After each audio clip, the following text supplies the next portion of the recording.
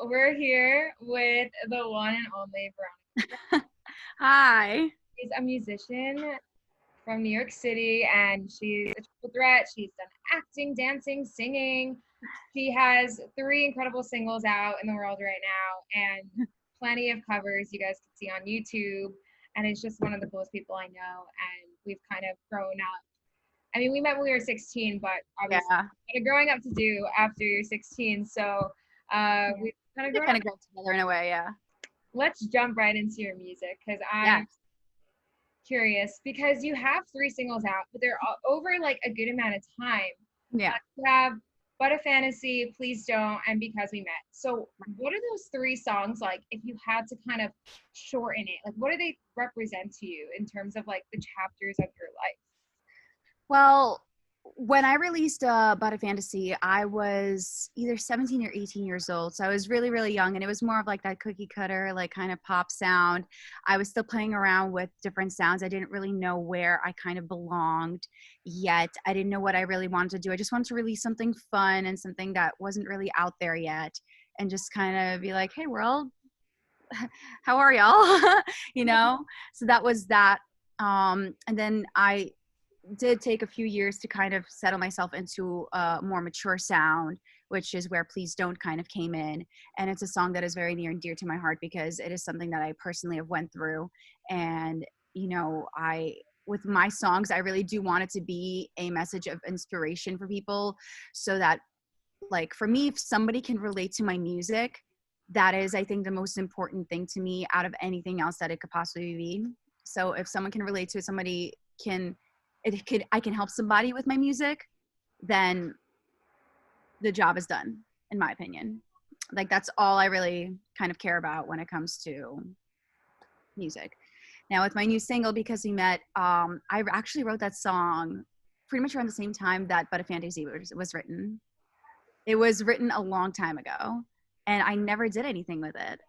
And I was playing around with it at the end of last year, and I was like, why don't I do something with it? And I was kind of already in the middle of trying to find my sound. I've been leaning more towards a country rooted like pop sound lately, and I think that's I think that's definitely the genre that I kind of want to go into and dabble into and see like how I'll do. I didn't think that my father and I produce all my stuff together.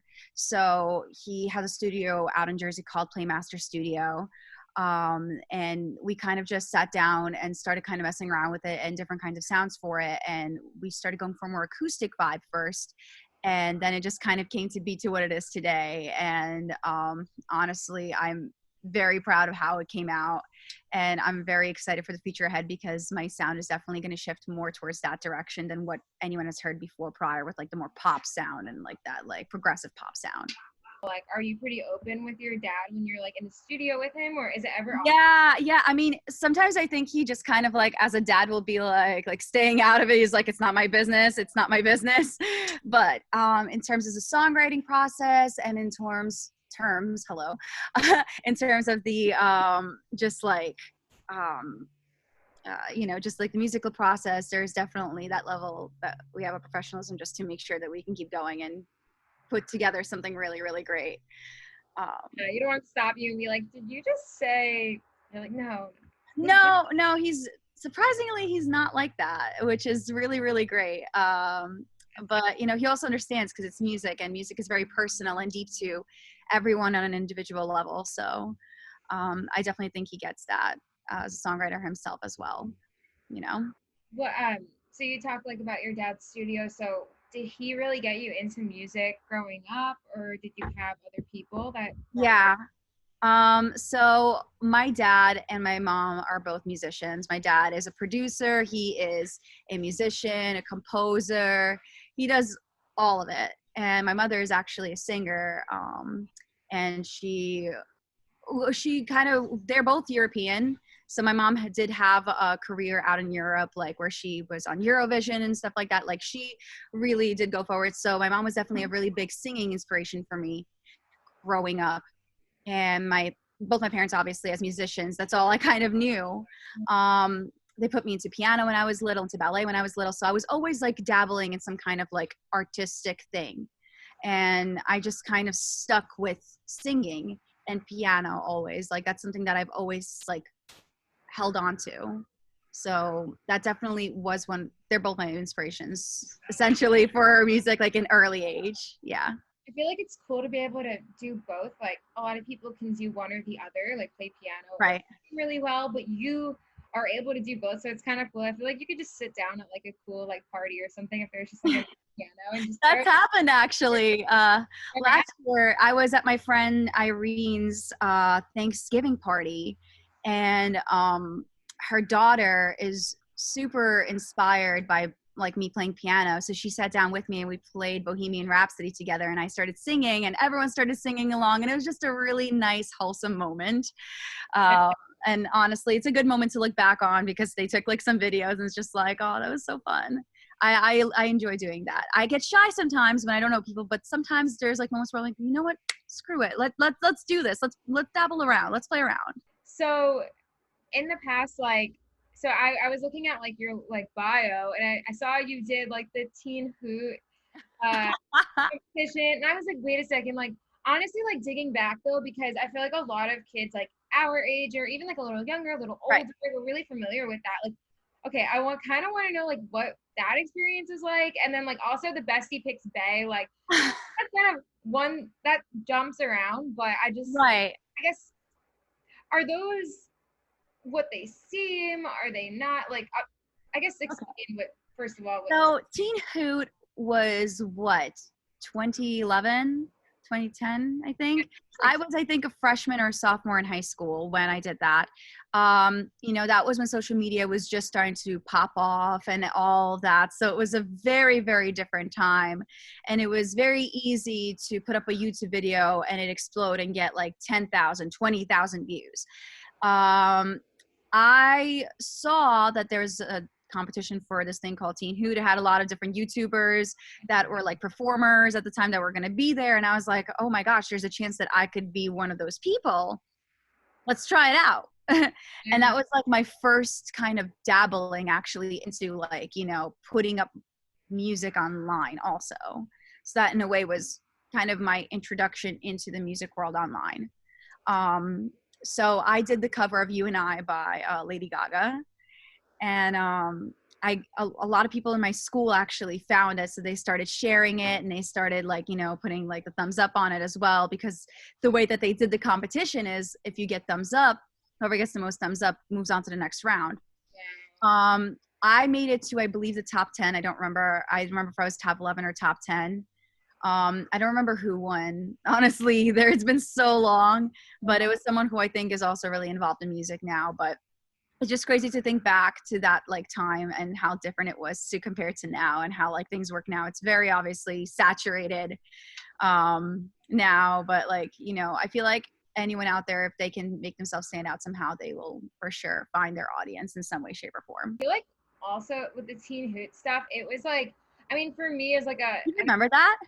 Yeah, I mean, I remember they had the festival in Texas or something. Tennessee. Tennessee. I think. The girls in that stuff did not get enough credit because they were up against these like cute boys who like, you know, yeah. And so it's like all these young girls, like there wasn't, the audience was definitely swayed towards like more of a female. More towards, yeah. Agreed. Like something you still, I mean, because that shit, like that really was toxic in that I feel like community, like the pop, like kind of like that, like internet star, but also like the, even the like communities, like the local scenes, like how is that? Because, you know, you're trying to. You know, locally, I actually only started playing shows in 2018. That was my first show I've ever done, and I actually have my friend Joanna DeRosa to thank for that. She got me on my first ever show outside of like a school setting, because I've been playing school shows since I was 15, but I've never played like a show out in a little venue or anything. And my first show was actually at Gold Sounds in Brooklyn. And thanks to Joanna DeRosa, I was able to play it. And it was actually, I think, called Girls Who Rock. So it was literally all female performers, which was absolutely awesome to work with. And you know, it was just really, really cool. I've never really had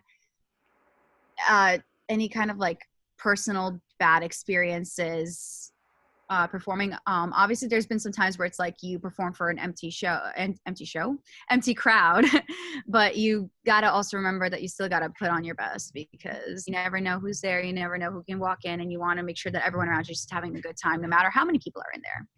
Yeah. Yeah, I've heard like stories recently of like artists who have toured, like it'll be their first tour and then there'll be like 15 people at one show, 5 people, Yeah. and Yeah, it's very like up and down. You never know. Yeah. be ready for anything. So Right.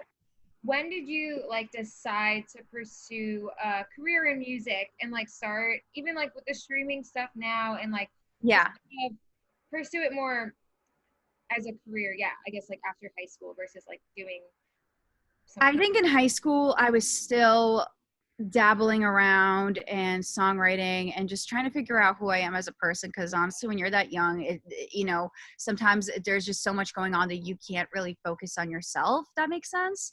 Or at least that was my case.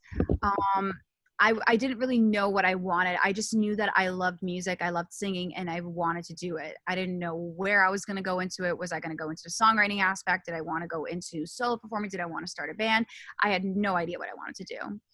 I actually went to a small music school out on Long Island called Five Towns College. And that's, I think, where my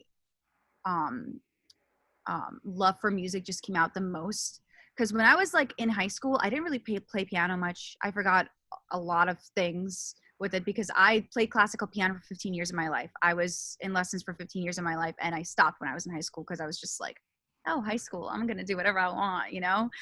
But once I got into college, I started playing piano again, and it just really reignited my just complete like love for music and singing. And I was just like, okay, this is what I want to do. This is what I want to like pursue. So I started doing songwriting more seriously, and I started working with my dad. I had a talk with him. I was like, I would really love for you to teach me, you know, the ropes, like even with production and stuff, because he's a producer. So he taught me some of that stuff. Like I only started dabbling with it like at that time, and just, I don't know, it really just all I think started there. But I think I'm really proud of how far I've come, because in 2015, 2016, my health took like a really, really dark turn, unfortunately. And I was dealing with a lot of really rough health issues, and I had to put everything on hold: college, music, everything. Like I had no life. And I think that experience did make me grow as well, not just as a person, but as an artist, because there's just so many more different experiences that I can put my music into. Just because it's an outlet for me to like kind of vent, you know? And I never thought like in a million years that I would be where I am today. You know, because of how my health issues played out over the course of the last 4 or 5 years. I've been dealing with like seizures and all this stuff, and to be able to finally control them to a point where I can actually go out, play shows, work on music in a studio, like the simplest things, play guitar, play piano. I couldn't do that. And now I can again. And I took a leap of faith in this pandemic and moved across the country to Los Angeles to kind of just like focus on it more like seriously. So to be able to be where I am today, it's kind of doesn't feel real sometimes, but yeah, I'm just really happy to be where I am today.